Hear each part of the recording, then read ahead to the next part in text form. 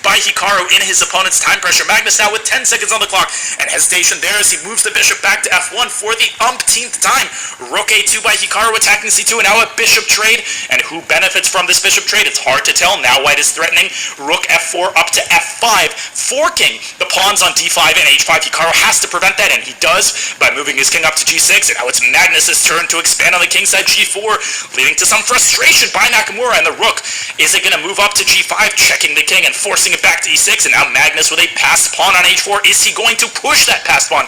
Not just yet. He plays rook g1, preventing black's rook from traveling to the king side via a1. Now Hikaru, the one who looks a little bit frustrated. White wants to put that rook behind the pawn on h4, and the pawn is going to rumble up the board, up the runway. Rook a3 by Hikaru, pinning the pawn on c3, and Magnus brings the king back to d2. Hikaru desperately generating counterplay on the queen side, fiddling and twirling that pawn. Rook up to g3 by Magnus, offering a rook trade.